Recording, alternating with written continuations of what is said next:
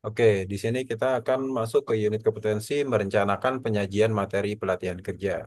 Setelah kita tadi mengidentifikasi standar dan telah menetapkan unit kompetensi mana yang akan kita diambil untuk pembuatan matriks, selanjutnya kita merencanakan penyajian materi pelatihan kerja. Di sini peserta diharapkan mampu merancang sesi pembelajaran, mempersiapkan alat dan bahan atau perlengkapan pembelajaran dan media yang dibutuhkan, mengorganisasikan lingkungan pembelajaran sesuai dengan situasi yang pembelajarannya sebagai bagian dari program pelatihan.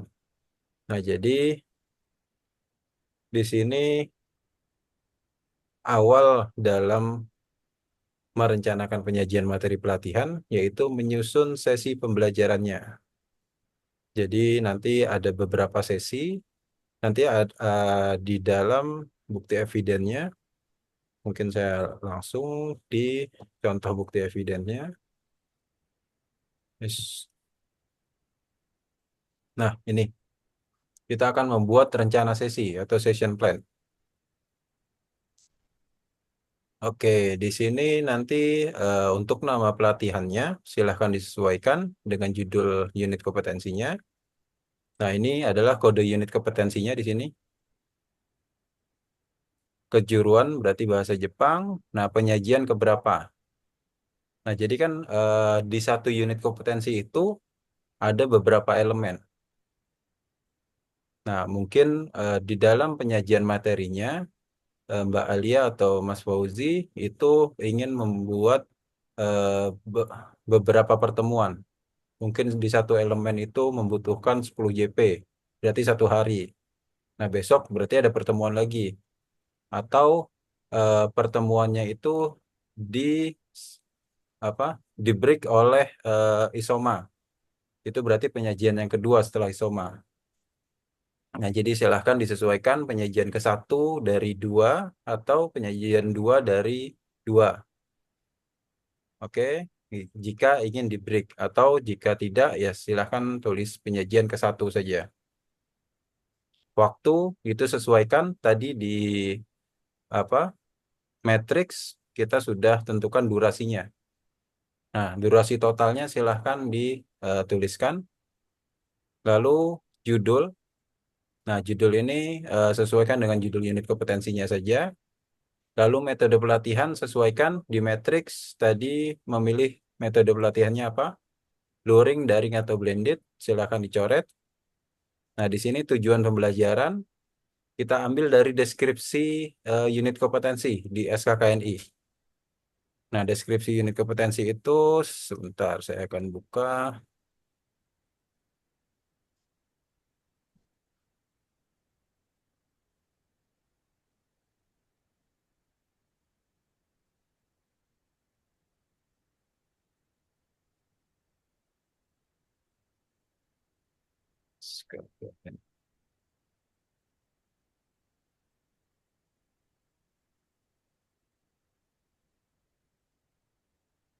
Oke, kita contoh ambil satu unit. Nah, ini kita ambil tujuannya itu peserta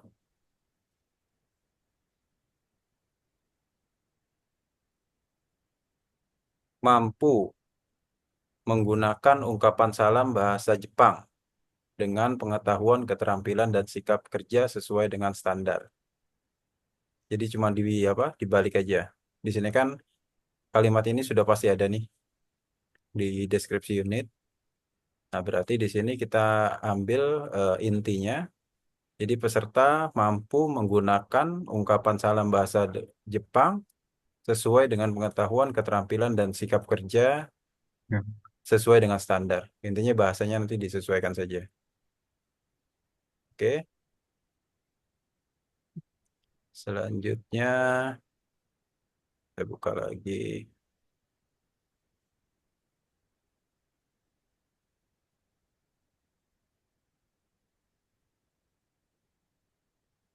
Nah, setelah tujuan pembelajaran, nah metode mengajarnya. Silahkan ditulis tadi di matriks sudah dipilih kan metode pengajarannya. Di copy masukkan ke sini semua. Lalu media ajar juga sama. Silahkan di copy lalu dipastekan di sini semua.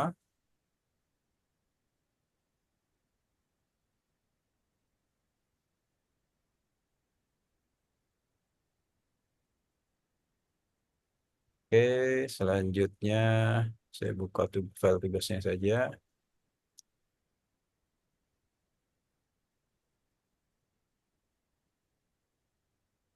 Nah, persiapan ini nanti di file yang saya akan bagikan, ini yang di blok kuning jangan dirubah. Ini adalah persiapan sesuai standar. Jadi persiapan ruang kelas, pendukung pembelajaran, dan persiapan mental dan fisik peserta. Lalu nanti ada tahapan pendahuluan. Nah, ini harus terrefleksikan di slide presentasi. Kalaupun tidak eh, terrefleksikan di slide, tapi disampaikan. Jadi awal kita memperkenalkan diri, lalu mengabsen peserta, mengadakan apersepsi. Di sini ada yang paham apersepsi itu apa? Belum? Oke, apersepsi itu mengukur sejauh apa peserta pelatihan terkait materi yang akan disampaikan. Tadi kan seperti saya di awal, saya tanyakan bagaimana Mbak Alia dan Mas Fauzi apakah sudah mengetahui tentang SKKNI, pernah membuka atau tidak. Nah, itu nanti akan menyesuaikan di dalam penyampaian materi. Jika pesertanya itu memang sudah paham tentang materi yang akan disampaikan secara garis besar, nah nanti si trainer atau instruktur itu di dalam penyampaian materi tidak usah menyampaikan hal-hal detail yang sifatnya umum karena peserta pelatihan sudah paham hal-hal tersebut. Tapi lebih ke detail-detail terkait materi yang akan disampaikan. Paham maksudnya? Oke. Nah, selanjutnya di sini ada penyampaian tata tertib. Nah, penyampaian prosedur K3 ini adalah penerapan K3 di lembaga pelatihan kerja. Tadi kan ada unit kompetensi menerapkan K3 ya. Nah, identifikasinya itu nanti kita akan buat. Nah, untuk penerapannya ada di slide presentasi nanti. Jadi ketika melakukan simulasi pembelajaran, sampaikan safety induction-nya seperti apa. Lalu sampaikan judul sesi, tujuan pembelajarannya, metode yang akan digunakan. Nah, jika memang ingin melakukan pretest, silahkan. Pretest dan apersepsi ini hampir sama ya. Pretest itu juga untuk apa? Ada yang tahu pretest apa? Kemampuan murid. Kurang jelas, Mbak Alia? Tes untuk mengetahui seberapa jauh kemampuan murid. Iya. Nah, persepsi tadi kan juga tentang apa? eh, kita mengetahui seberapa mengetahuinya si peserta tentang materi yang akan kita sampaikan. Nah, pretest pun ini lebih ke apa? Kita sampaikan beberapa soal terkait materi yang akan disampaikan. Jadi silahkan nanti mungkin pretestnya itu boleh menggunakan barcode aja. Jadi nanti ketika simulasi, silahkan pesertanya diminta untuk melakukan scan barcode untuk mengisi pretest yang akan dilakukan. Nah, setelah itu baru ke tahap penyajian. Nah, ini tahap penyajiannya. Instruktur di sini yang awal menjelaskan gambaran unit kompetensi, meliputi konteks variabel, peralatan perlengkapan, sikap kerja, dan aspek kritisnya. Nanti dituliskan semua ini. Nanti di slide contohnya itu ada, tinggal diganti sesuai dengan unit kompetensi yang diambil. Karena di setiap SKKNI itu pasti ada konteks variabel, ada peralatan dan perlengkapan, ada sikap kerja, dan aspek kritisnya. Nah, selanjutnya kita masuk ke penjelasan pengetahuan. Nah, tadi kan pengetahuan ada beberapa poin ya di SKKNI.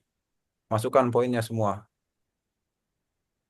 Oke, selanjutnya keterampilan juga ada beberapa poin. Nah, silahkan masukkan poinnya semuanya. Nah, setelah itu adalah tahapan konsolidasi.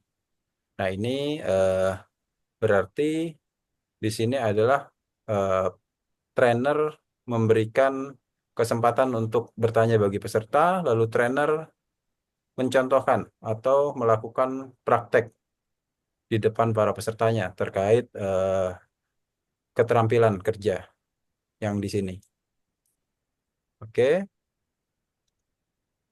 Nah, selanjutnya nanti silahkan di sini instruktur memberikan contoh kasus sesuai materi untuk Oke, jadi peserta diminta untuk membuat kelompok diskusi. Mungkin kalau bahasa ini cocok sekali ya untuk dibuat sebuah kelompok diskusi untuk membuat apa studi kasus mungkin terkait tadi apa eh, bahasa tentang larangan tadi ya, Mbak Alia.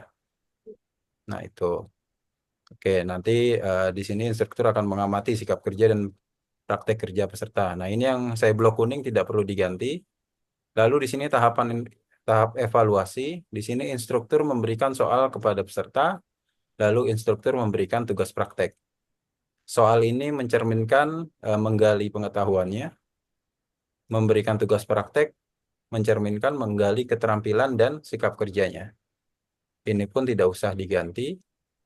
Nah, selanjutnya kesimpulan di dalam pelatihan tersebut. Nah, kesimpulan ini kita ambil dari aspek kritis. Jadi kan tiap unit kompetensi itu pasti punya aspek kritis. Jadi kesimpulannya berarti seluruh peserta, coba kita buka SKKNI-nya.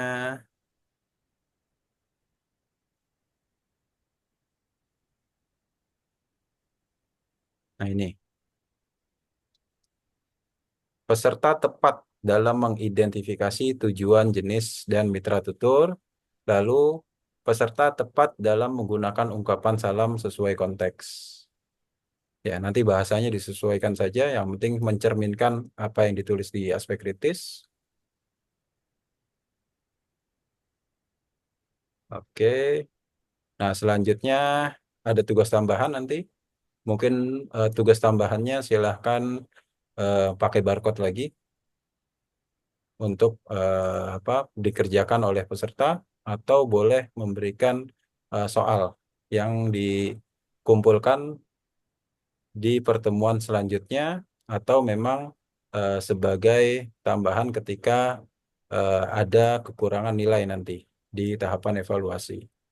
Lalu terakhir adalah pemberesan kelas. Di bawahnya silakan eh, diketik domisili masing-masing, tanggal hari ini, instruktur, nama masing-masing.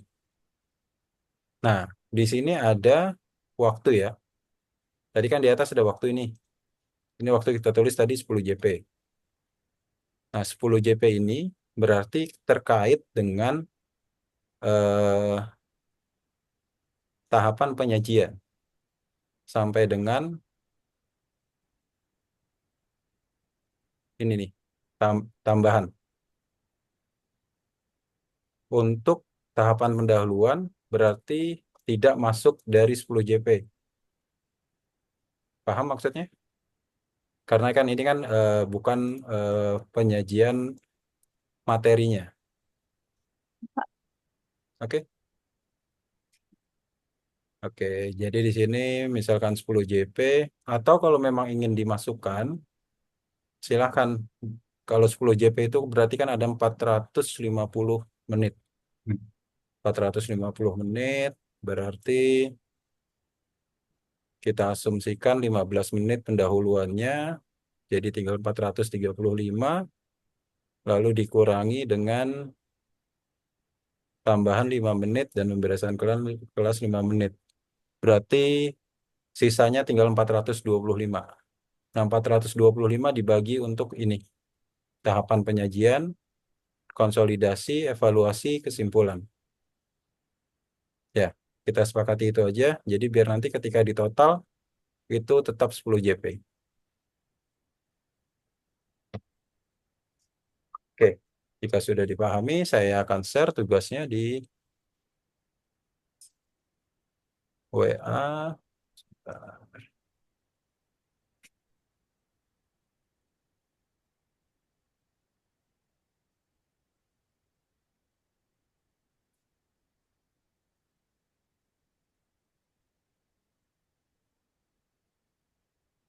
Oke, sudah saya kirim.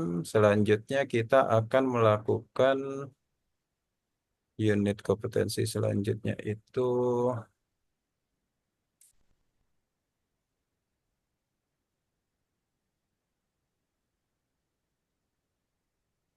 Oke, menerapkan K3.